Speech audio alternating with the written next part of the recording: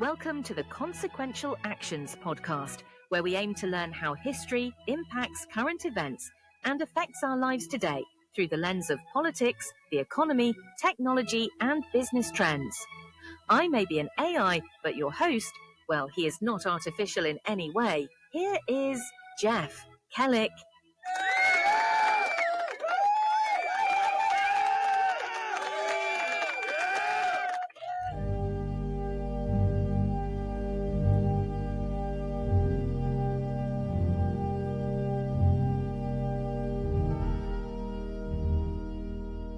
On Saturday's episode, we opened with a confession. A retired Major General of the United States Marine Corps standing before a veterans audience in 1933, telling the truth about what his life's work had actually been. I spent most of my time being a high-class muscle man for big business, for Wall Street, and for the bankers.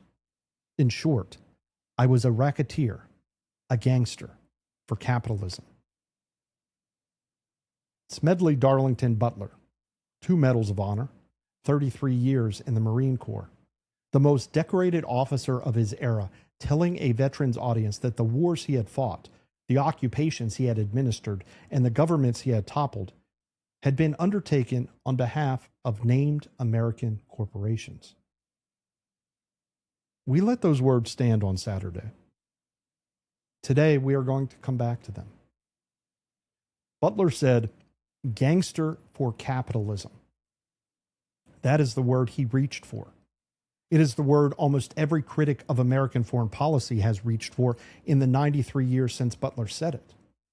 It is the word the political left uses when it indicts the wars of the 20th and 21st centuries. It is the word that appears in the academic literature of American empire. It is the word Howard Zinn used. It is the word Noam Chomsky uses. And the anti-war movement on the contemporary American left still uses it when it describes the system it opposes. The word is wrong. Butler used the word he had. The vocabulary of the libertarian distinction did not exist in 1933. Ludwig von Mises was in Vienna, writing in German. Friedrich Hayek would not publish The Road to Serfdom until 1944. And Murray Rothbard was just 7 years old. Ayn Rand was working as a screenwriter in Hollywood. Atlas Shrugged was 24 years from publication. The Mises Institute, the Cato Institute, the Libertarian Institute, none of these would exist for decades. The careful intellectual work of separating free market capitalism from what Butler was actually describing had not yet been done in the American tradition. Butler reached for the word he had. Now listen to the list he gave. Tamco, the Marines occupying the Mexican port city in 1914 on behalf of American oil interests. Haiti and Cuba, the Marines making those countries safe for the National City Bank boys to collect revenues in. Central America, multiple republics raped, Butler's word, for the benefits of Wall Street. United Fruit Company, Standard Fruit, the chartered banking houses. China in 1927, the Marines deployed so that Standard Oil could go its way unmolested. This is not a list of capitalism.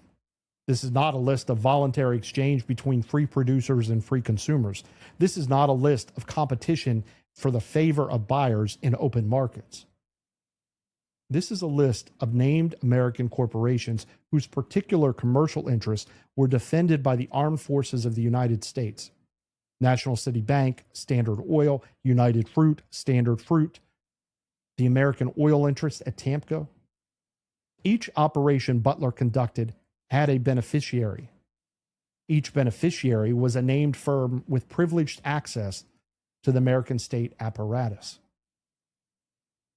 That is a different system from capitalism. That system has a name. The name is corporatism. Today we are going to give you a vocabulary the American foreign policy critique has needed for 90 years. We're going to walk through the careful distinctions the libertarian intellectual tradition developed across 2 centuries. from Frederick Bastiat in 1850 through the Austrian school of Karl Menger, Mises, and Rothbard, to Ayn Rand's dramatization of corporatism in Atlas Shrugged, to the contemporary work of Hans Hermann Hoppe. We are going to apply those categories to the historical record. We are going to apply them to the case study of Venezuela in 2026, the Operation Episode 19 examined in operational detail on Saturday. And then we are going to apply them to something that has not yet been adequately named in public discussion, the unprecedented portfolio of equity stakes the current administration has accumulated in American corporations across the past year. When the work is done, you will have something the standard political vocabulary cannot give you. You will be able to read the rhetoric of national security and recognize the language of state-corporate fusion. You will be able to read the rhetoric of free trade and recognize when it has been inverted to defend state-protected commercial concessions. You will be able to read the rhetoric of America First and recognize that the policy beneath the rhetoric is structurally indistinguishable from what the political opposition was advocating 4 years earlier with different favored firms. And you will be equipped to hear what the current administration is going to say in the coming months about Iran, about Cuba, about Nicaragua, about the equity stakes that have not yet been announced. The names will be different. The structure will be the same. This is Empire of Liberty on the Consequential Actions podcast. I am Jeff Kellick, and today's episode is The Aristocracy of Pull, from Smedley Butler to the Equity State. Welcome back to the Consequential Actions podcast. This is episode 19B in the Empire of Liberty series. It is the contemporary companion application to episode 19, which was the Monroe Doctrine inverted. We are now just 2 episodes from the conclusion of the Empire of Liberty series. The Saturday episode placed Venezuela in the 200-year arc of the Monroe Doctrine and traced what an 1823 declaration that warned European powers away from the Americas had become by January of 2026. The justification for bombing a sovereign South American capital, capturing its elected president, and signing oil deals with the vice president who took his place. Today is the analytical companion, and today we name what episode 19 showed you. If you are new to the series, welcome. The full arc is available on our Substack at consequentialactions.com and on our YouTube channel at Consequential Actions Podcast. Episode 18, Part B, examined the doctrine of comprehensive economic sanctions. Episode 17, Part B, examined the post-Iran war consolidation of strategic countersystems. Today follows the chain those episodes built.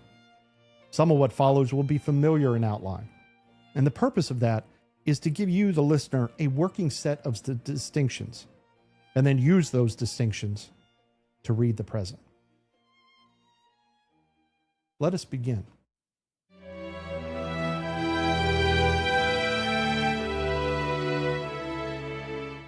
We begin with definitions because the entire episode depends on the proper language. There are 4 systems that are commonly confused in American political discussion. The libertarian intellectual tradition distinguishes them carefully. Most journalism, most academic commentary, and almost all popular political rhetoric collapses them together. The collapse serves the corporatist beneficiaries because it renders the libertarian alternative invisible. It serves the socialist critic because the failures of state-corporate fusion get charged to free markets that have not been tried. The careful work is to keep the distinctions clear. The first system, free market capitalism. And listen closely because this may be different than what you think it is. Free market capitalism is the voluntary exchange of privately owned goods and services. The role of the state is limited to enforcing contracts and protecting against fraud and aggression. Commercial outcomes are determined by the choice of consumers, not the preferences of officials or policy. Firms succeed by satisfying customers.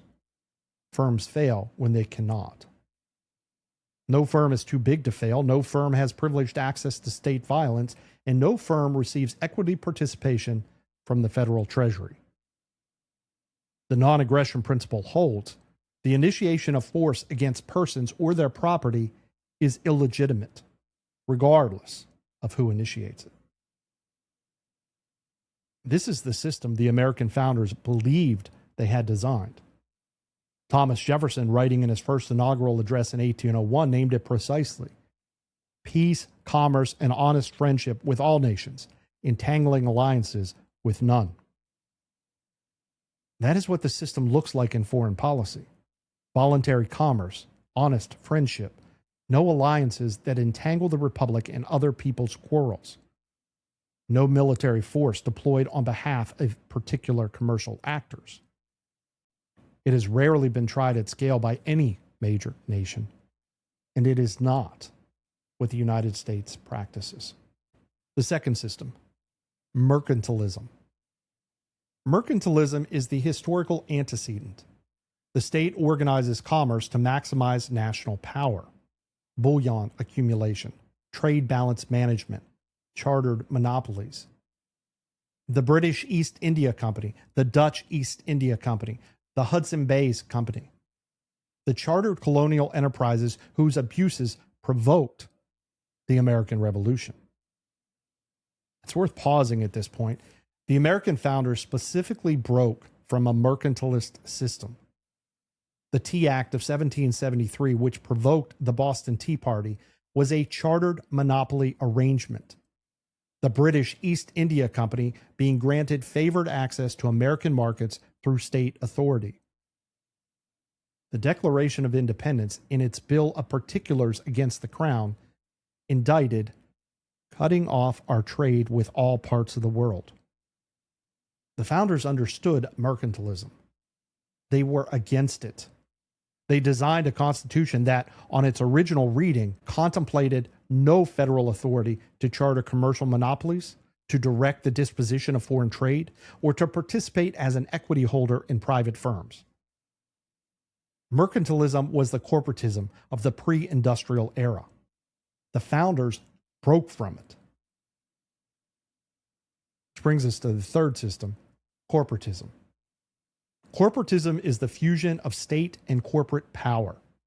The state actively shapes commercial outcomes on behalf of favored firms, through regulation that disadvantages competitors, through subsidy that distorts capital allocation, through equity participation that creates conflicts of interest, and through regulatory capture, through tariff protection of the politically connected, through contract preference for the well-positioned, and, at the limit, through military force deployed to secure commercial concessions abroad. In corporatism, private ownership is preserved in form. In corporatism, the appearance of market competition is preserved in form, but the substance is direction by the state on behalf of named beneficiaries. Failure of favored firms is socialized through bailouts. Success of favored firms is amplified through state participation. The selected firms have privileged access to state violence, directly as in the case of foreign concessions backed by military force, or indirectly, as in the case of regulatory regimes that protect favored producers from competition. The non-aggression principle is abandoned by definition. The state's coercive power is placed in the service of particular private commercial outcomes. The fourth system, economic fascism.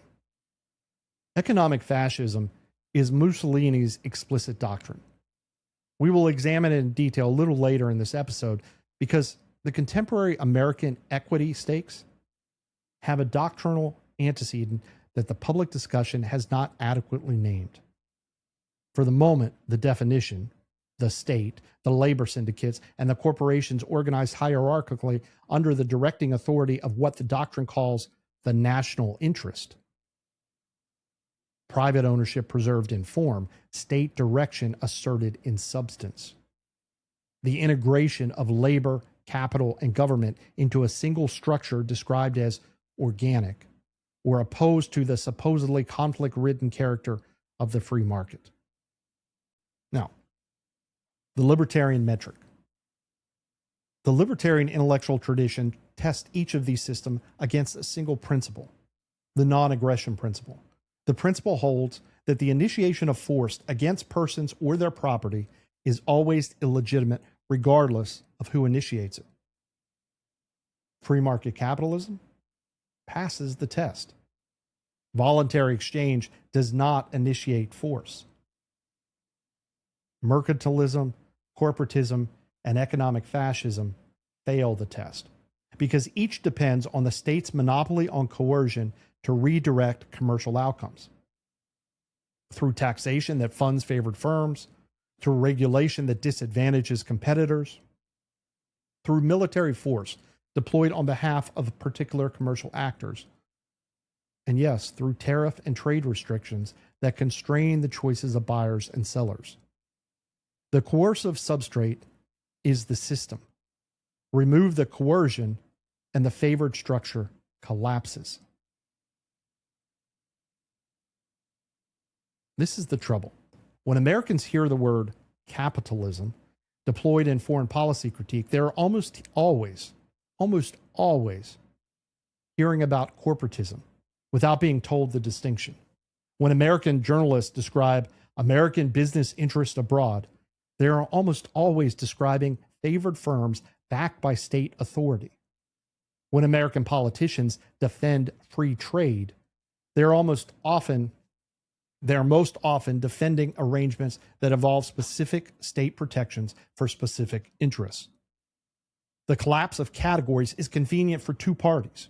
It is convenient for the corporatist beneficiaries because it renders the libertarian alternative invisible. The honest free market position, a system of voluntary commerce with no state backing for any favored firm, is never put on the table for discussion because the word capitalism has been grafted onto the corporatist system. And the collapse is convenient for the socialist critics because the failures of state-corporate fusion are charged to a free market system that has not actually been tried. When sanctions fail, when interventions blow back, when the corporate beneficiaries of state violence are exposed, the failure is called a failure of capitalism. It is not. It is a failure of corporatism. The libertarian intervention is to insist on the distinction, and today we do just that.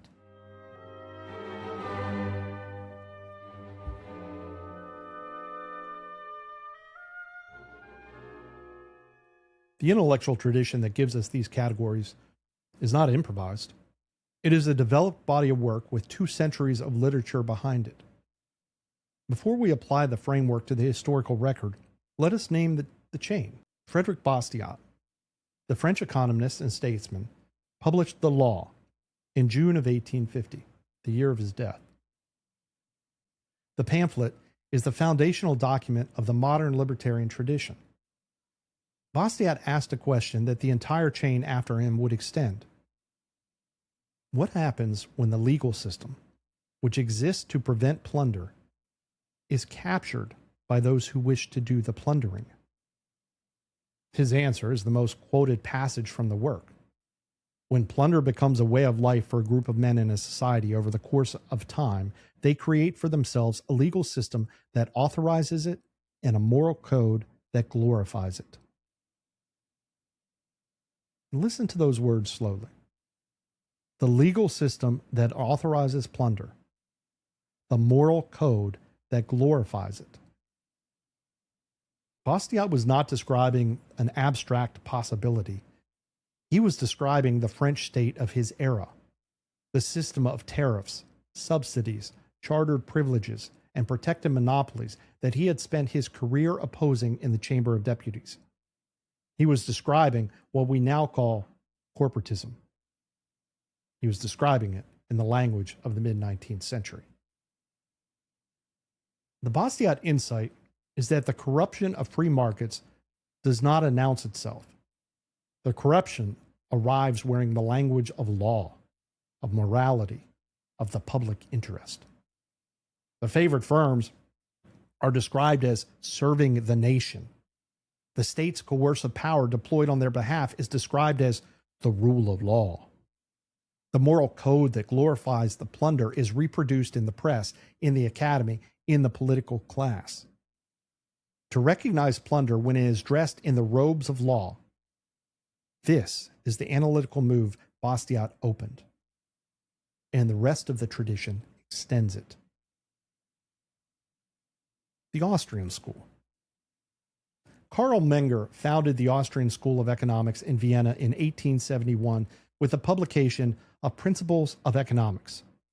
Menger's contribution was the subjective theory of value, the recognition that the value of goods is not determined by the labor required to produce them, as the classical economists and later Marx had argued, but by the choices of consumers operating in markets. The theoretical foundation was a defense of free exchange against the planning impulse. Ludwig von Mises extended the Austrian project across the early 20th century. Socialism, published in 1922, included the calculation argument. Mises demonstrated that economic calculation under state direction is, in principle, impossible. Without market prices generated by voluntary exchange, the planning authority has no signal by which to allocate resources. Human Action, published in 1949, is Mises' comprehensive statement of the praxeological method and the case for the free market system across its full range. The Mises argument bears directly on the corporatist project. Corporatism is not full socialism. Private ownership is preserved, but corporatism is the partial substitution of state direction for market signal. The state's equity participation, its price floors, its offtake commitments, its regulatory preferences, each substitutes a political judgment for a market judgment. To the extent the substitution is partial, the calculation problem is partial. To the extent the substitution accumulates, the calculation problem deepens. The Mises framework predicts the misallocation that corporatism produces. Murray Rothbard, Mises' student, applied the framework systematically to American history. Wall Street, Banks, and American Foreign Policy, originally published in 1984 and expanded posthumously, is the explicit thesis that American foreign policy throughout the 20th century has been driven by a particular banking and corporate interest with privileged access to the state. Rothbard names the firms, he named the banking houses, he traced the family connections, the institutional connections, the personal rotations between the corporate boards and the senior offices of the foreign policy and intelligence professions. Rothbard's work is the documentary spine for what Butler had witnessed and Nock had theorized. Hans Hermann Hoppe, Rothbard's student, extended the argument philosophically in Democracy, the God That Failed, published in 2001. Hoppe's contribution was the formal analysis of why democratic state structures, contrary to the standard liberal account, accelerate rather than restrain the corporatist project. The political class in a democracy has shorter time horizons than a monarchical class. The democratic political class extracts from the productive base more rapidly because its tenure is uncertain and its rewards are immediate. The corporatist relationships multiply because the political class needs the corporate clients and the corporate clients need the political class. The mutual exchange is the system. So this is the chain. Bastiat to Menger to Mises to Rothbard to Hoppe. 2 centuries of careful work. The libertarian tradition is not improvised commentary. It is a developed analytical inheritance. There's another contributor whose work belongs in this episode for a particular reason. Ayn Rand was not, in the strict sense, a libertarian. Her epistemological foundations, her framework, objectivism, differs from the Austrian school's praxeological method, and the strict libertarian tradition has its disagreements with her on philosophical foundations. The Mises Institute and the strict Austrian audience will want that flagged plainly, so here I am flagging it. But on the specific question this episode is examining, on the recognition that state-favored firms are not capitalist firms, on the distinction between productive achievement in a free market and political pull in a corporatist economy, Rand and the Austrian tradition speak with one voice. And Rand's contribution was something the academic tradition could not do. She dramatized the corporatist project in narrative form. Atlas Shrugged, published in October of 1957, is, among many other things, a 1,000-page demonstration of what state-corporate fusion looks like from the inside. Read the names. Wesley Mooch, the bureaucrat lobbyist who rises to become economic czar of the country through his Washington connections, not through any productive contribution. Warren Boyle, the politically connected industrialist who runs Associated Steel and uses government favor to crush the more capable Hank Rearden. James Taggart, who runs Taggart Transcontinental Railroad through political pull, while his sister Darcy does the actual work of keeping the trains moving. The directive Rand named, Directive 10-289, the totalitarian executive order in the novel that freezes wages, prices, and jobs to stabilize the economy, and which serves to entrench the favored firms by preventing competition from challenging them. And the phrase Rand used for what today's episode is examining, she named it the aristocracy of pull. The aristocracy of pull is the class of people who succeed not by producing value for voluntary customers, but by having access to the officials who allocate state favor. It is the lobbyist class. It is the politically connected industrial class. It is the group of executives who fly with the President of the United States on Air Force One to meet with China's Xi Jinping. The aristocracy of pull was Rand's diagnostic for the United States of 1957. The period of post-war industrial policy, defense contracting, regulatory expansion, and the early Cold War's national security state. Rand wrote Atlas Shrugged because she understood that the analytical critique alone would not reach the audience it needed. The dramatization would. The novel was a public education project conducted in narrative form. The reader who finishes Atlas Shrugged has a working vocabulary for recognizing corporatism in real time. The reader knows what an Warren Boyle looks like. The reader knows what a Wesley Mooch sounds like. The reader knows the difference between productive achievement and pull. We're going to come back to Rand a little bit later because the contemporary record of the past year has produced specific deals that the reader of Atlas Shrugged will recognize immediately. For now, let's place her in the chain. Bastiat opened the tradition in 1850. The Austrian school developed it through the 20th century, and Rand dramatized it in 1957. Rothbard documented it in American history, and Hoppe formalized it philosophically. The tradition is alive, and the categories are in your hands.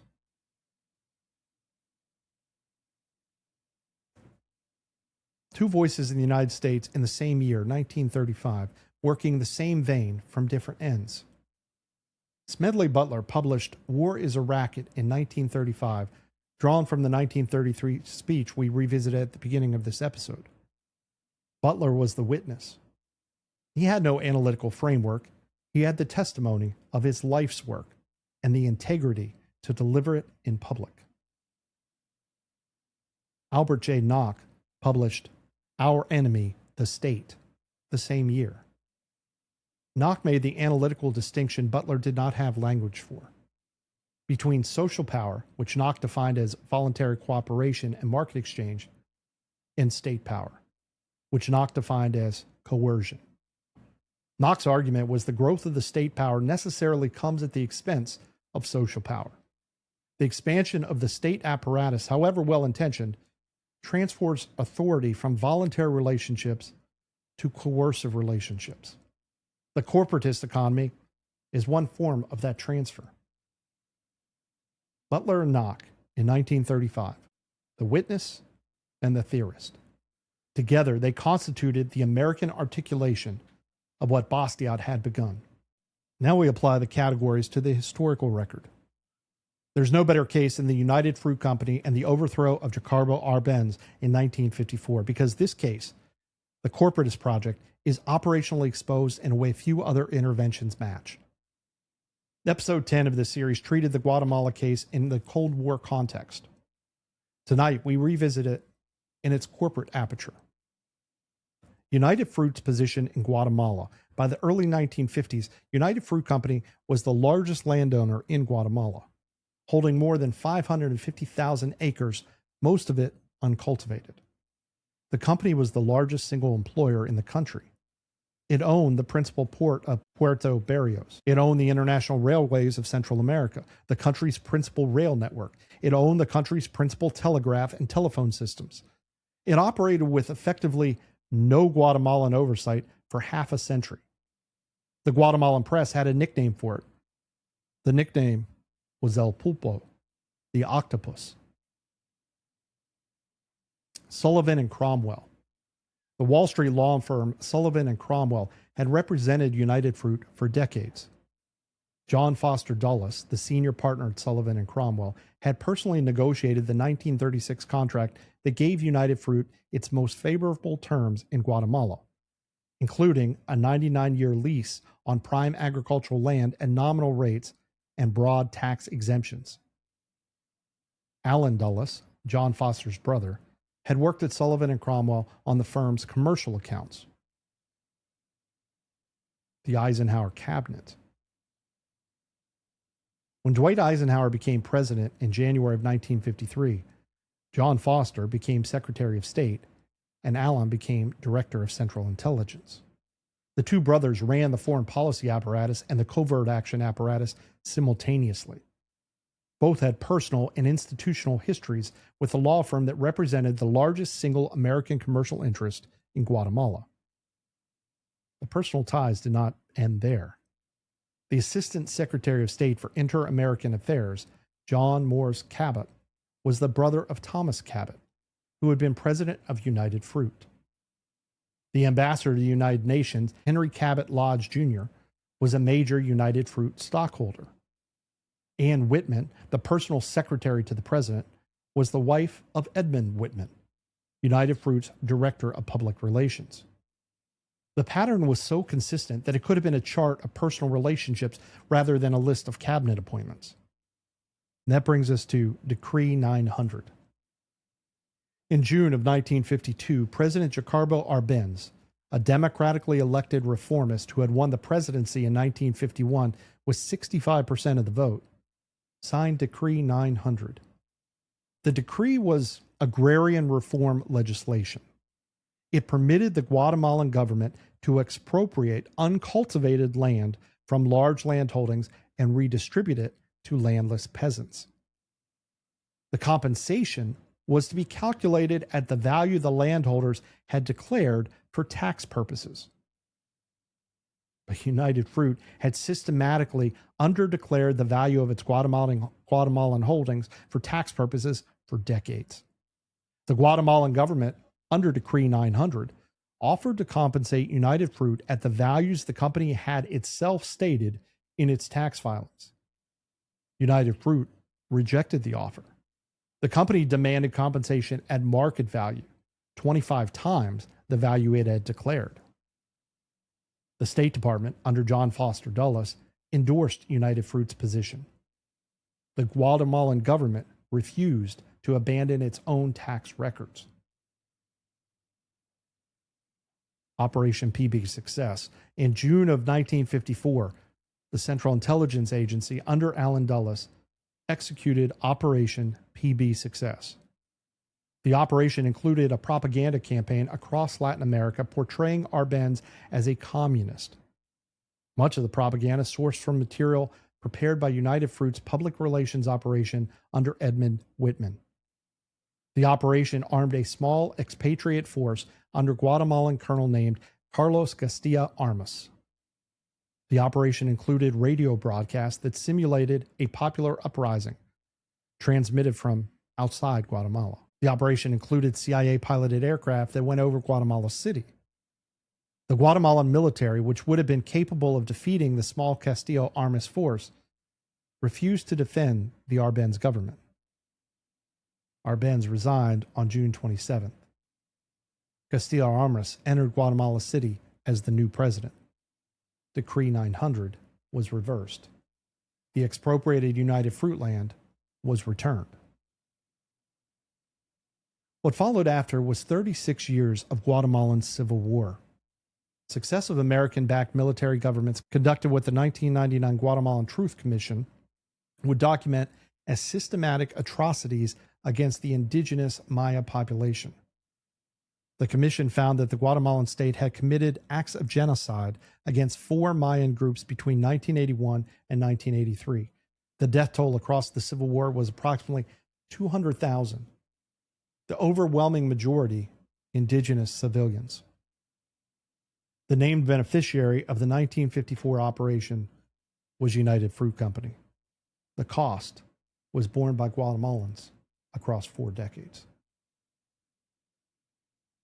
The case is the standard test for this framework, so apply it. This was not capitalism encountering communism in the Western Hemisphere. The Arbenz government had not nationalized United Fruit. It had offered to compensate United Fruit at values the company itself had declared for tax purposes. For unused land, United Fruit refused those terms because it preferred a different set of terms that it could obtain through its access to the American state. The protection United Fruit demanded was not market protection. It was corporatist protection, in which the company's commercial position in Guatemala depended on American political and military backing. This was not a Cold War defensive operation against Soviet expansion. The Eisenhower administration's internal documents, which have been declassified across the decades, document that the principal concern driving the operation was the United Fruit land dispute, with the communist threat assessment being secondary and, in retrospect, overstated. The Soviet Union had no significant influence in Guatemala in 1954. The Arbenz government was non-aligned. This was a named American corporation represented by a named American law firm whose senior partners staffed the senior positions in the American foreign policy and intelligence apparatus, using American state violence to reverse a foreign government's decision to enforce its own tax records against the corporation. That is corporatism made operationally explicit. The Guatemala case is the most fully documented. Several other cases share the same structure, so let's name them briefly. Iran, 1953. The Anglo-Iranian Oil Company, which would later become British Petroleum, and the overthrow of Mohammad Mossadegh after the Iranian nationalization of oil. The American operation, Operation Ajax, was conducted in coordination with British intelligence. The favored corporate beneficiary was a foreign firm with an American protective umbrella. But the pattern is identical to Guatemala. Chile, 1973, International Telephone and Telegraph, ITT, and the overthrow of Salvador Allende. The 1973 Senate Church Committee documented ITT's direct funding offers to the Central Intelligence Agency for operations against Allende. Same logic, different corporation. Mexico, 1914, Butler's own example from the Open. American oil interest at Tamco. The Marines protecting commercial concessions. Honduras and the broader Central American record, multiple interventions on behalf of United Fruit specifically. The phrase banana republic entered the English language in this period. It was coined by the writer O. Henry in 1904 as a name for what corporatism produces when it operates on a small country. A nominally independent state whose actual governance is conducted by a foreign commercial interest through their access to the foreign state's military. The pattern across these cases is the same. A named American corporation operating in a foreign country develops a commercial dispute with the host government. The dispute reaches American officials whose personal and institutional connections to the corporation are immediate. American state power is deployed to resolve the dispute on the corporation's terms. The Guatemalan, the Iranian, the Chilean, the Honduran, those citizens bear the cost. The categories show every case identically. The cases are not anomalies of American foreign policy. They are characteristic operations of the corporatist project.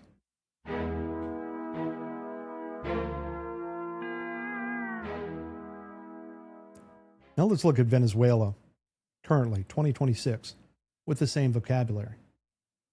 Episode 19 on Saturday covered the operational record, the January 3rd raid on Caracas, the capture of Maduro, the 200 Special Operations Forces, the CIA pattern of life development, the extraction to New York, the installation of Vice President Delcy Rodriguez, the war powers votes, the boat strike campaign.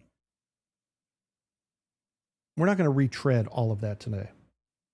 We are going to take a look at it with new vocabulary we have. 6 days after American Special Operations Forces captured the sitting head of the state of Venezuela on January 9th of this year, 6 days after, the President of the United States met at the White House with the chief executives of Chevron, ExxonMobil, ConocoPhillips, and Shell. The subject of the meeting was, in Trump's own description to the reporters, a $100 billion investment program in Venezuela's oil reserves. The standard journalistic treatment of that meeting is described as a discussion about American energy security in the wake of the Maduro operation. The language of the public reporting was the language of national interest. The corporate participants were described as stakeholders in American foreign policy. Now think about that through the categories the libertarian tradition has given us. The President of the United States, 6 days after an act of state violence that removed the head of state of a sovereign nation, met with the chief executives of 4 named American corporations whose particular commercial interests stood to benefit from the act of state violence. The meeting allocated commercial spoils. The corporate participants were not stakeholders in foreign policy. The corporate participants were the policy. The military operation was the prelude. The commercial allocation was the purpose. This is the textbook expression of corporatism. It is the same structure as the United Fruit case in 1954, with different named firms in a different country. The corporate beneficiaries are Chevron, Exxon, Conoco, and Shell. The military force was Operation Absolute Resolve. The political access ran from the corporate suites to the Oval Office in less than a week. On February 11th, Secretary of State Marco Rubio described to the Senate Foreign Relations Committee the formal mechanism under which Venezuela oil revenue would flow into a blocked account that Washington would control, administered with the cooperation of the Rodriguez government. Listen to that clearly. American state authority disposing of the oil revenue of a sovereign nation. American corporations as the favored extraction partners. The vice president of the displaced government cooperating with the American Treasury. This is not a commercial relationship between Chevron and the Venezuelan state. This is a state-to-state mechanism in which the American government allocates Venezuelan commercial revenue and the American corporate beneficiaries receive the contracts. There is no honest reading of this mechanism under the language of free market capitalism. There is no honest reading under which Chevron's expanded Aronico operations represent voluntary commerce between Chevron and a Venezuelan counterparty. The Venezuelan counterparty was installed by the American military force. The terms are administered by the American Treasury. The beneficiary is the corporation whose interest the operation was conducted. This is corporatism, named and operationally explicit in 2026. On 2 separate occasions in the weeks following the operation, the President of the United States suggested publicly that Venezuela might eventually be included as the 51st state of the American Union. The political class treated those remarks as off-the-cuff provocations not to be taken literally. The corporatist analyst reads them differently. Annexation is the natural endpoint of the corporatist logic in this case. Annexation makes the corporate beneficiaries domestic. The state-corporate fusion becomes total. The fact that the president felt comfortable musing publicly about the annexation is itself a measure of how far the corporatist arrangement has been normalized. The boat strike campaign that we talked about earlier has been described in the administration rhetoric as a counter-narcotics operation. The Customs and Border Protection data does not support that description.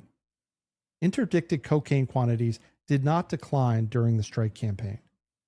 The Guardian's reporting documented that the families of the dead described the vessels as fishing boats and the men as fishermen. The Dutch and British intelligence services quietly suspended cooperation, according to CNN, out of concern that their intelligence was being used to facilitate extrajudicial killing. Now look at this through the corporatist lens. What it functioned as, operationally, is enforcement of commercial route control in the Caribbean basin on behalf of the state corporate concession being installed in Caracas. The vessels destroyed were small craft operating in trade lanes that surrounded the Venezuelan oil fields. The men killed were the kind of low-level operators whose elimination demonstrates control of the trade lanes to potential challengers, organized criminal and commercial alike. The military force was the muscle behind the concession. The reading requires only the recognition that the campaign's function in the broader operation was not what its public justification described. The function was muscle. The muscle backed the commercial concession. That is the structure. Looking at Iran, we're not going to develop the Iran case tonight. Episode 9, Part B, and several other episodes treated this template at length, and the treatment stands. Today we take a slightly different note. We now have the vocabulary. The rhetoric coming from this administration about Iran in the weeks and months ahead should be heard now through this filter. When sitting officials speak the words regime change, freedom for the Iranian people, lifting sanctions to restore the Iranian economy, listen for what comes next. Listen for which American companies are in the room with the president when the conversation moves to which Iranian fields will be open to which American firms. Listen for the name corporate beneficiaries. The Venezuelan operation was rhetorically packaged as counter-narcotics. The corporate allocation came 6 days later. The Iranian operation, if it comes to its full kinetic form, will be packaged differently, but the corporate allocation will follow the same pattern. The corporatist analysis predicts the structure even when the names are not yet visible. The libertarian tradition does not require special intelligence sources to anticipate the pattern. The tradition only requires recognition that the structure has been documented across a century of cases and that the present operates in continuity with the past. Watch the rhetoric, watch the meetings, watch the name firms.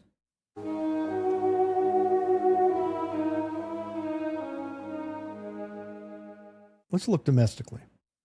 The corporatist system Butler witnessed in foreign policy in 1933, the same system United Fruit operated in 1954, the same system Chevron and Shell are operating in Venezuela in 2026.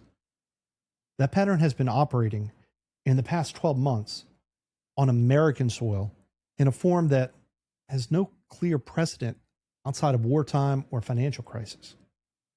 The federal government has accumulated equity stakes in at least 16 American corporations. The total committed investment as of late April 2026 exceeds $20.9 billion. This is according to a tracker maintained on the Council of Foreign Relations. The Defense Department has led the way with 7 deals. The Commerce Department, the Department of Energy, and the Treasury have executed additional transactions. The pattern began in June of 2025 and has accelerated through the fall and winter into the present. We'll catalog the record in a moment, but first, the antecedents. The Carta del Laravo. On April 21, 1927, the Grand Council of Fascism, the senior governing body of Mussolini's Italian state, promulgated the Carta del Laravo, the Charter of Labor. The document was designed principally by Alfredo Rocco, who served as Mussolini's Minister of Justice and who is generally considered the principal legal architect of the Italian corporatist state. The Charter of Labor established the foundation for what would become known as economic fascism. It declared that the corporations, meaning in the fascist usage, the sectoral organizations that integrated employers, workers, and the state in each branch of the Italian economy, were organs of the state. The charter stipulated that the private property and private enterprises would be preserved, but only insofar as they served the national interest as the state defined it. Let's quote Mussolini's own description from the published text of the Doctrine of Fascism of 1935. The corporate state considers that private enterprise in the sphere of production is the most effective and useful instrument in the interest of the nation. In view of the fact that private organization of production is a function of national concern, the organizer of the enterprise is responsible to the state for the direction given to production. Private enterprise considered the most effective instrument for the interest of the nation. Private production a function of national concern. The organizer of the enterprise responsible to the state for the direction given to production. This is private ownership preserved in form. This is state direction asserted in function. This is the doctrinal definition of economic fascism in Mussolini's own words. The Italian corporatist state was implemented through a series of laws across 1926 to 1934. By the end of this period, 22 corporations had been established by sector covering agriculture, industry, commerce, and the professions. The National Council of Corporations, established to coordinate the sectoral organizations, eventually replaced the Italian Chamber of Deputies in 1939. The popular slogan that captured the doctrine, everything within the state, nothing outside the state, nothing against the state. So let's be careful here. The Italian fascist project of the 1920s and 1930s evolved many features, including totalitarian political structure, the suppression of political opposition, the persecution of religious and ethnic minorities, alliance with Nazi Germany, and the entry into the Second World War on the side of the Axis. The contemporary American equity stakes are not those features.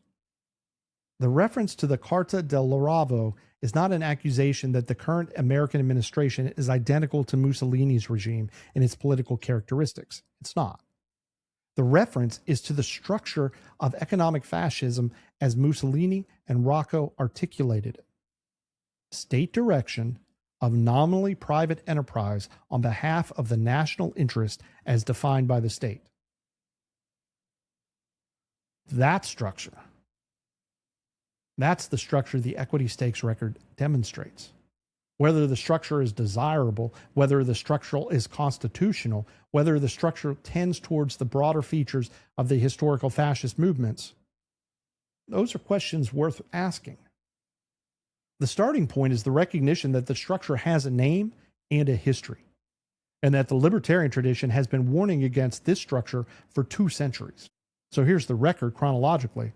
The pattern articulates by repetition. This is meant to demonstrate that the pattern is not a series of isolated decisions, but an emerging operating doctrine. June 17, 2025, United States Steel and Nippon Steel. In my backyard here, Pittsburgh, Pennsylvania. The Trump administration's executive order approving Nippon Steel $14.1 billion acquisition of U.S. Steel was conditioned on what the administration termed a golden share. The share is non-economic. The federal government does not hold a financial interest in the company. The share is governance. The President of the United States, personally, holds perpetual veto authority over a defined set of corporate decisions at U.S. Steel, including factory closures, headquarters relocation, salary modifications, and major operational changes. Commerce Secretary Howard Lutnick described the share as perpetual. The veto authority has already been exercised. In September of 2025, the president used the golden share to block the planned shutdown of the Granite City, Illinois facility, overriding the company's commercial judgment. The Council on Foreign Relations characterized the deal as imposing economic obligations that strayed far from traditional national security measures. The Atlantic Council asked whether the structure constituted effective nationalization. The structural feature is direct presidential control over corporate decisions at a major American manufacturer. in perpetuity. July 9th, 2025. MP Materials. The Department of Defense purchased $400 million in newly created preferred equity, convertible into 15% of MP Materials common shares, making the Pentagon the company's largest shareholder. The deal included additional features that warrant naming individually. A 10-year price floor of $100 per kilogram on a principal rare earth compound in permanent magnets. When market prices fall below $110, the federal government pays MP Materials the difference in cash. When market prices rise above $110, the federal government receives 30% of the upside. A 10-year offtake commitment under which the Pentagon will purchase 100% of the magnets produced at MP Materials' new 10X facility. A $150 million loan to expand heavy rare earth separation capabilities. Warrants to purchase additional shares. The MP Materials chief executive, James Litinsky, described the deal on CNBC as a new way forward to accelerate free markets. A verbal inversion that captures the entire problem of the language. In November of 2025, the relationship was extended through a Pentagon-backed joint venture with Saudi Arabia's Maiden to develop additional rare earth processing capability, with the Pentagon and MP Materials holding 49% of the joint venture. August 11th, 2025, NVIDIA and Advanced Micro Devices, AMD. The Trump administration announced a deal under which NVIDIA and AMD would pay the federal government 15% of their revenue from sales of artificial intelligence chips in China. In exchange, they would receive export licenses for the H2O chip from NVIDIA and the M1308 chip from AMD. The president told reporters that he had initially asked for 20% and that NVIDIA CEO Jensen Huang had negotiated him down to 15%. Constitutional scholars, quoted in the Washington Post, raised the question of whether the revenue cut violates the export clause of Article 1, Section 9 of the Constitution, which prohibits federal taxes on exports.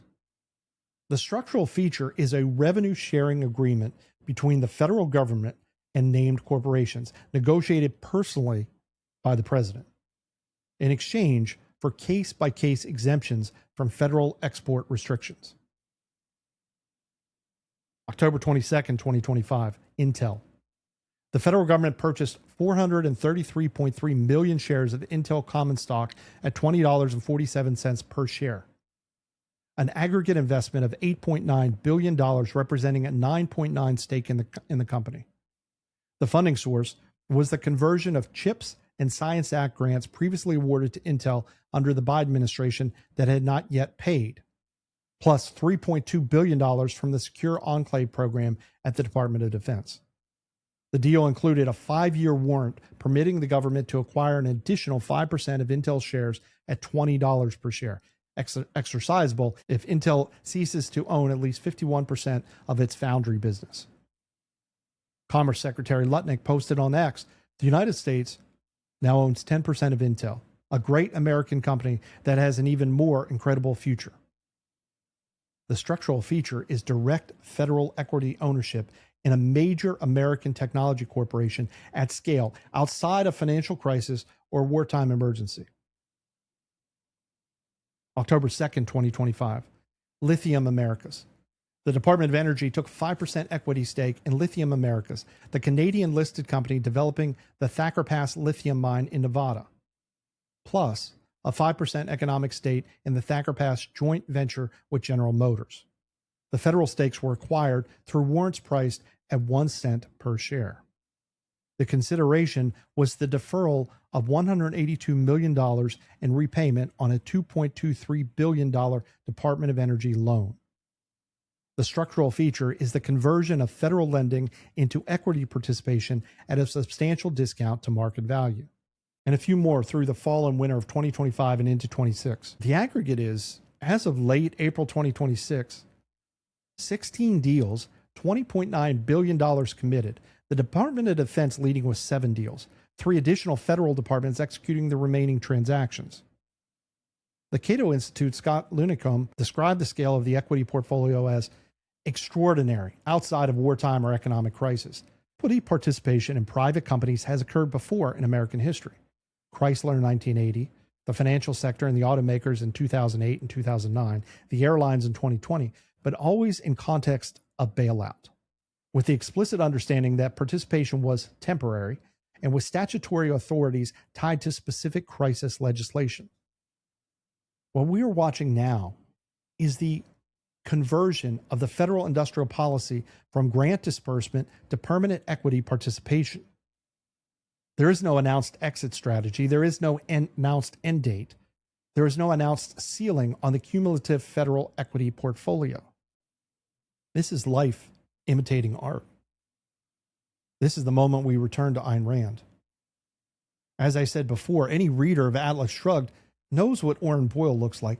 You know the kind of executive who flies to Washington for a personal meeting with the head of state and emerges with a contract that competitors cannot match. Any reader of Atlas Shrugged knows what Wesley Mooch sounds like, the bureaucrat who allocates the favors and who is therefore the most important person in the country. And you know what an aristocracy of pull is. Now let's look at the contemporary record through Rand's lens. The MP Materials deal reads like an Associated Steel's relationship to Washington in Atlas Shrugged. The federal government as the largest shareholder, the guaranteed price floor that protects the favored firm against competitors, the offtake commitment that secures the customer base, and the warrants that bind the company's fortunes to the discretion of the state officials. The chief executive on the day of the announcement telling investors, this is not a nationalization, while describing his company as a national champion with the Defense Department as its anchor customer. James Litinsky in 2025 is doing what Oren Boyle was doing in the novel. The reader of Rand recognizes the structure immediately. The NVIDIA and AMD revenue cut reads like the personal pull transactions Rand had Wesley Mooch executing in chapter after chapter. The President of the United States telling the press that the chief executive of NVIDIA negotiated him down from 20% to 15%. He said, will you make it 15%? So we negotiated a little deal. This is not a regulatory determination conducted under statutory standards. This is a personal deal between two named individuals, allocating a tax equivalent stream of revenue on terms that are not available to competitors who do not have the personal access to negotiate. This is the aristocracy of pull in operation. The U.S. Steel Golden Share reads like Directive 10-289, narrowed to a single company. The federal government holding perpetual veto authority over a major industrial firm's commercial decisions. The president personally deciding whether the company may close a plant. The veto has already been exercised. The reader of Rand recognizes exactly what this is. And the Venezuela operation, the January 9th White House meeting with Chevron, Exxon, Conoco, and Shell reads like one of the novel's set pieces. The corporate executives in a room with the head of state allocating the spoils of a foreign operation. The reader of Rand probably knows the exact chapter and verse. Rand's critics in 1957 said it was overdrawn, melodramatic, and unrealistic in its depiction of state-corporate fusion. Well, it's been quietly vindicated by the news of today. The reader of Atlas Shrugged in 1957 was being told that the corporatist scenario she described was not a serious possibility for the American future. The reader in 2026 can open a financial newspaper and find the chapter title.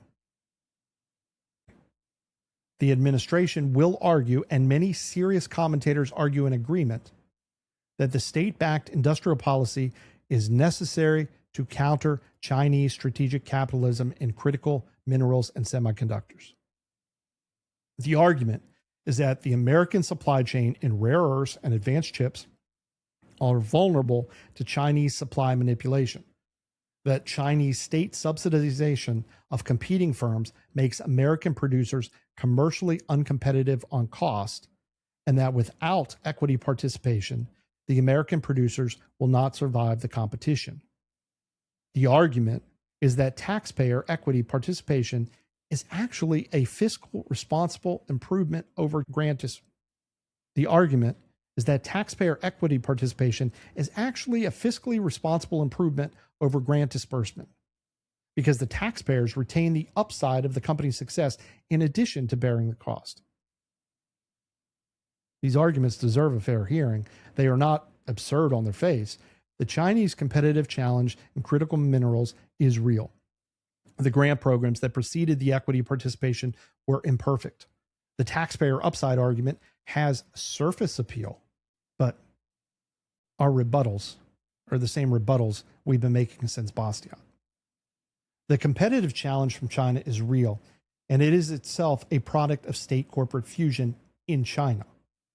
The American answer that adopts the same structure is not a defense of free markets against state capitalism. It is the conversion of the American economy to the same model.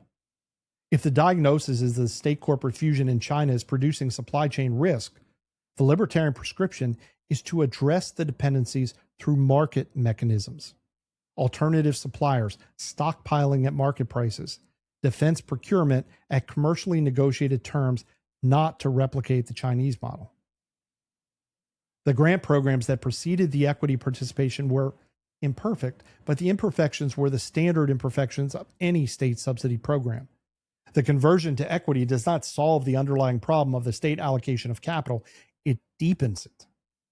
The federal government, holding equity in 16 companies across critical sectors, has acquired direct financial interests that compete with its regulatory responsibilities.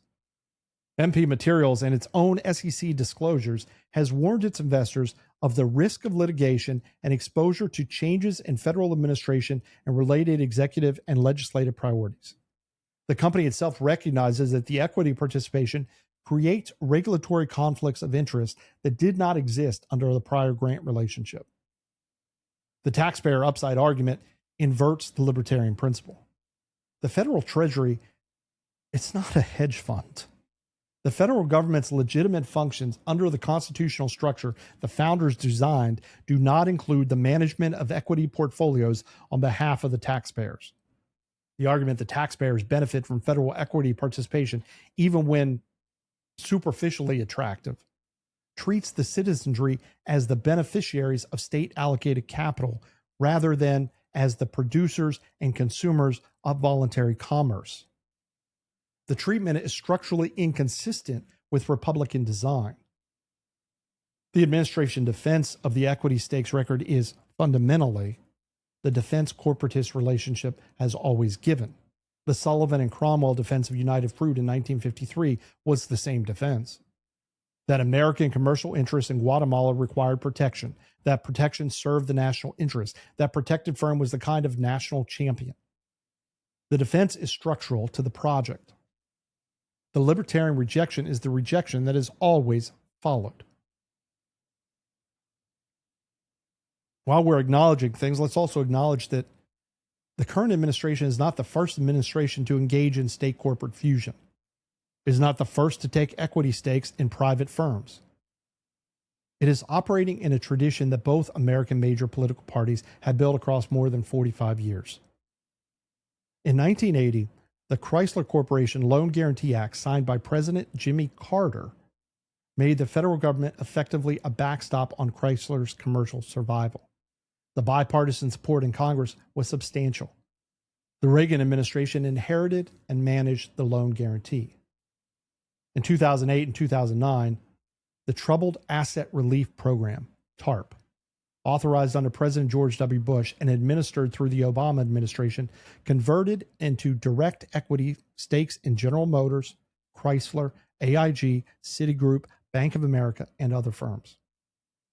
The total federal commitment was several $100 billion. The bipartisan support in the context of the financial crisis was nearly unanimous.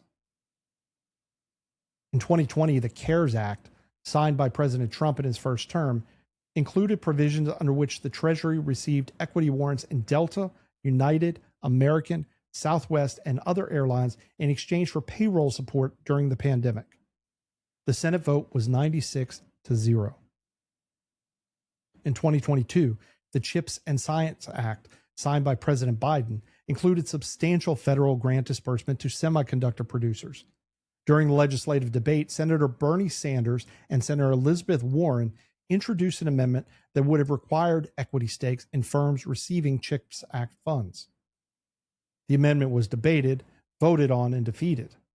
But the policy template, federal equity in funded firms, was on the public record 3 years before Trump administrations converted the residual CHIPS grants into the Intel stake. The current administration is operating in a tradition both major parties have built.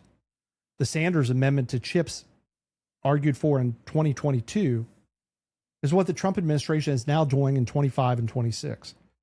The MAGA-coded rhetoric of America First coexists with policy that is structurally indistinguishable from what the Democratic industrial policy left was advocating, just with different favored firms. The voter who switches parties does not switch off the equity stakes program. The voter who switches party switches the favored firms. The wind and solar producers and the electric vehicle manufacturers who were favored under the prior administration gave way to rare earth miners and semiconductor producers who are favored under the current administration. The structure of favor is the same. The personnel rotate. The favored firms change. The practice persists. The path back, if there is a path back, will not be partisan. It will be structural. The structural point has been named publicly by an American president and named with prescience. On January 17th of 1961, 3 days before he left office, President Dwight Eisenhower delivered his farewell address. In the councils of government, we must guard against the acquisition of unwarranted influence, whether sought or unsought, by the military-industrial complex.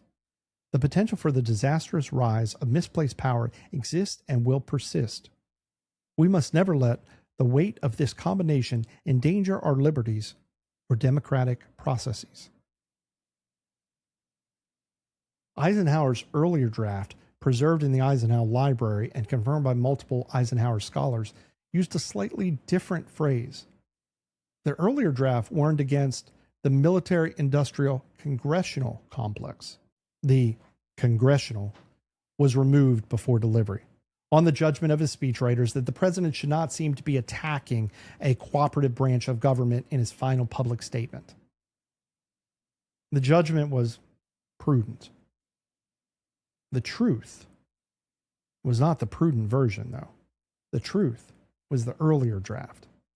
What Eisenhower was naming was the convergence of three institutions. The permanent armaments industry he himself had testified the post-war period had produced, the military establishment he had commanded, and the legislative apparatus that funded both. The corporatist structure, named by a Republican president who had been a 5-star general 3 days before he left office 65 years ago. The structure has not been dismantled. It has expanded. The military-industrial complex of 1961 has become the military-industrial, financial, pharmaceutical, energy, rare earth, semiconductor complex of 2026. The mechanism Eisenhower named has metastasized. The federal government in May of 2026 holds equity in 16 American corporations across the technology, materials, and energy sectors, while conducting simultaneous military operations on 6 continents. The warning was correct. The warning was not heeded. I warned against entangling alliances. They did not listen. Now you can trace exactly how it happened. The Consequential Actions podcast is on YouTube. Subscribe and follow each series from the very beginning. Principled debate requires participation. Like the episodes. Leave a comment. Join the discussion. Every series is organized as a playlist, from general welfare to the new Leviathan to Empire of Liberty.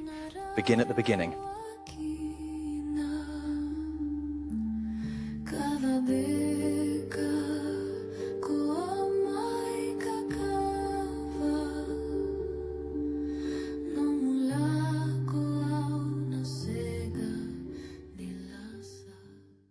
The peril this series exists to name was named in its most endearing formulation in 1887. John Emmerich Edward Dahlberg Acton. The English Catholic historian, professor of modern history at Cambridge, wrote a letter on April 5th of 1887 to Bishop Mandell Crichton. The letter concerned how historians ought to assess the conduct of those who hold power, and in particular, how the Catholic Church ought to assess the conduct of medieval popes who had committed atrocities. Acton's argument was that the standard for assessing power holders should be the same standard applied to any other person and not relaxed in deference to the office. In the course of making that argument, Acton wrote the sentence that almost every American schoolchild has memorized and a second sentence that almost no American schoolchild has heard. Power tends to corrupt, and absolute power corrupts absolutely. Great men are almost always bad men, even when they exercise influence and not authority. Still more when you superadd the tendency or the certainty of corruption by authority. The first sentence is the inscription in every middle school civics poster. The first sentence has been worn smooth by use. The second sentence does the work the first cannot do alone. Listen to the second sentence again. Great men are almost always bad men, not because they began as bad men, because they hold authority, and authority corrupts. Even when their influence is not formal authority, when they exercise influence and not authority, the corruption is present. When the influence becomes authority, the corruption deepens. When the authority becomes certainty, when it becomes routine, accepted, institutionalized, the corruption becomes absolute. Acton was writing about medieval popes. He was writing about Renaissance princes. He was writing about the British imperial administrators of his own era. He was writing about anyone, anywhere, who holds the kind of authority that permits one person to direct the lives of others. The corruption was not a personal failing. The corruption was structural. The office corrupted the man. The man did not corrupt the office. This is the peril this series exists to name. Every episode of Empire of Liberty has asked the operative question, did this leave Americans more free or more governed? But beneath that question, across 19 installments, has been the deeper question Acton was asking. How does a free people resist the corrupting tendency of accumulated state power? The founders had asked the same question a century before Acton. The Constitution they designed was an answer. Separation of powers, enumerated powers, the war power lodged in Congress, not the executive, the treaty power requiring 2/3 of the Senate, the appropriations power lodged in the House, the Bill of Rights restricting what any branch could do to the individual citizen. The structural design was the Acton insight applied in advance. Limit the power, limit the corruption. The corporatist accretion we have traced today is not constitutional. It is a 120-year accretion that began with the Roosevelt corollary abroad and the progressive era regulatory state at home, that accelerated through the New Deal and the Cold War, and that has now reached the point where federal government holds equity in 16 American corporations for $20.9 billion while conducting simultaneous military operations on 6 continents. The founders would recognize the pattern. Acton would. The mechanism is the one both warned against. And the bipartisan point lands here. Both parties have built the corporatist apparatus because the apparatus exists. Whoever holds the apparatus uses the apparatus.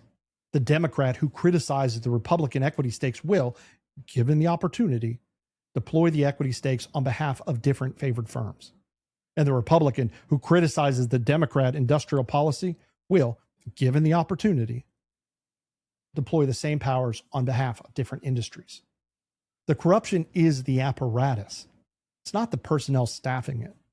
This is Acton applied to American political economy in 2026. The Democratic voter who watches MP materials and intel and the Venezuelan operation with concern should understand that the same powers in the hands of Democratic political class will be deployed on behalf of the Democratic coalition's favored firms. The Republican voter who watches the CHIPS Act and the Biden administration's industrial policy with concern should understand that the same powers in the hands of the Republican political class are now being deployed on behalf of the Republican coalition's favored firms. The favored firms rotate. The structure persists. The Libertarian Project is the practical implementation of Acton's insight. Limit the power. Limit the corruption. The constitutional structure the founders designed was an Acton document. The corporatist program is an anti-Acton program. The path back is the recovery of the structural limit. None of what would constitute a return requires constitutional amendment. All of it requires the recognition that the accumulated authority itself is the danger, not the policies the authority produces, not the personnel who staff the authority, but the authority itself. Sanctions can be lifted, comprehensive sanctions against civilian populations. The subject of episode 18B can be ended through executive order. Troops can be brought home. The deployments to Somalia, Ecuador, Syria, Iraq, Yemen, and the broader simultaneous theaters, the subject of episode 19, can be ended through executive order. Bases can be closed. The roughly 750 American military installations across 80-plus countries can be drawn down through the routine procurement decisions. Equity stakes can be divested. The $20.9 billion in federal equity participation can be returned to the markets through public offerings, with the proceeds applied to the federal debt. The MP Materials position can be unwound. The Intel position can be unwound. The U.S. Steel Golden Share can be relinquished. The NVIDIA and AMD revenue cut can be terminated.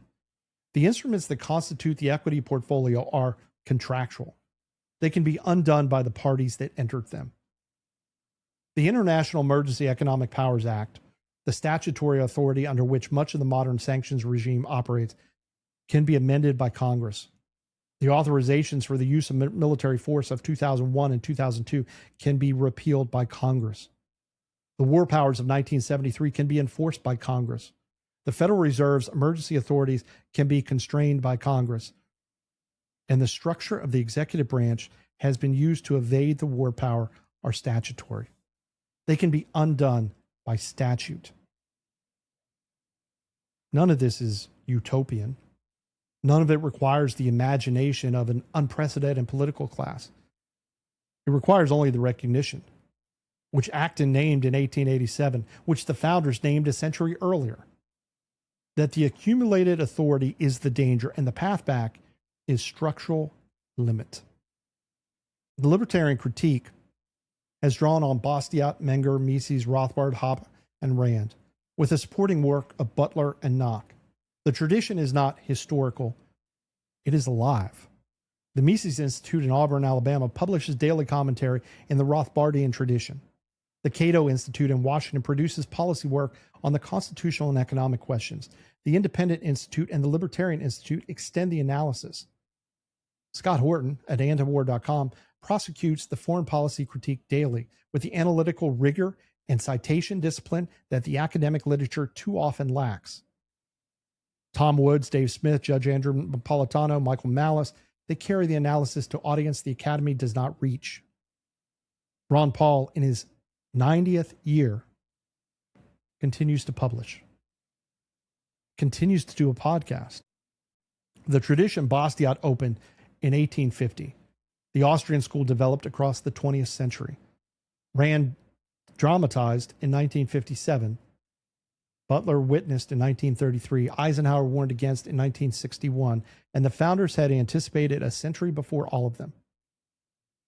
The tradition is in better health by audience and by output than it has been in any decade since the Cold War began. The listener who finished tonight's episode has institutional places to go for further work. Episode 20 will conclude this series next Saturday. It will ask what the founders' vision, Jefferson's formulation from the first inaugural in 1801, peace, commerce, and honest friendship with all nations, entangling alliances with none, would require in the second quarter of the 21st century. Tonight is named the peril. Saturday will name the path. The choice between republic and empire, which this series has been documenting across 19 installments, remains open. And now you have the vocabulary, the equipment to carry this forward. The aristocracy of pull is not destiny. It is a choice. And that choice can be undone. That is the work this series has been pointing toward. That is the work episode 20 will close on.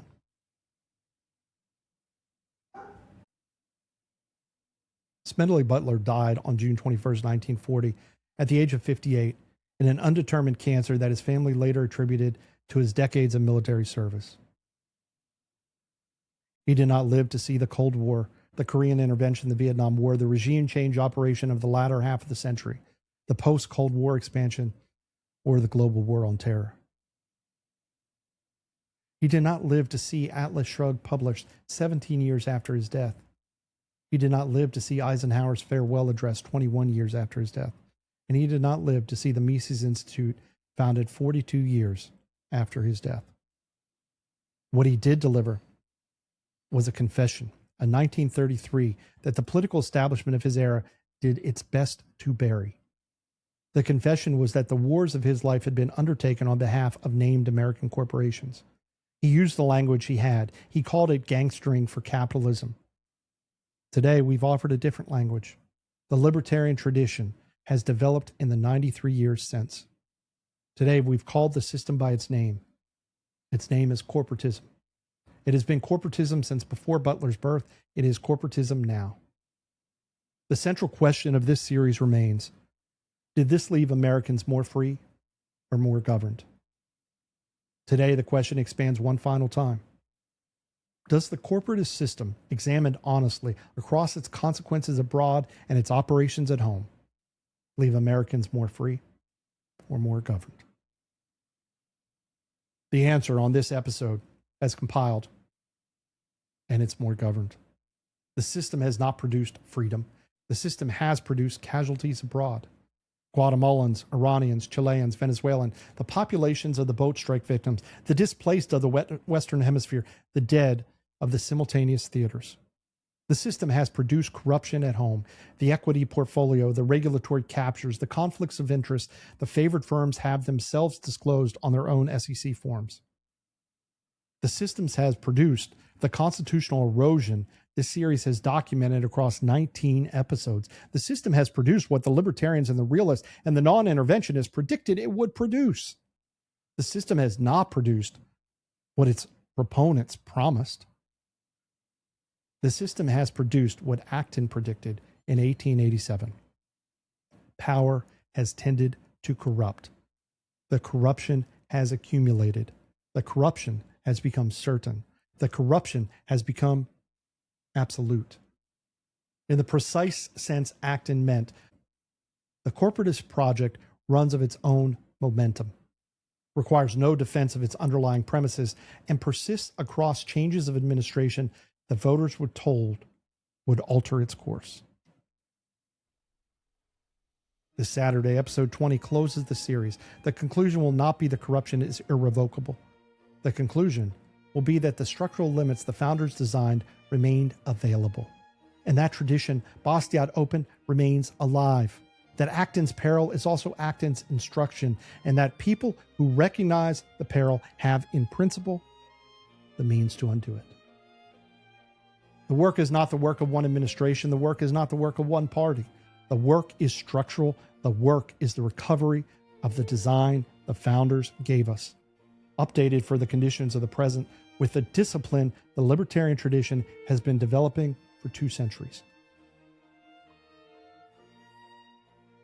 I am Jeff Kellick, and this has been episode 19, part B of The Empire of Liberty, America's Foreign Entanglements from the Founders to the Forever Wars, on the Consequential Actions podcast. If you have enjoyed this episode and want to follow the series, please subscribe to our Substack page at consequentialactions.com. Here you'll find all written articles, as well as our previous series on the General Welfare Clause and the New Leviathan.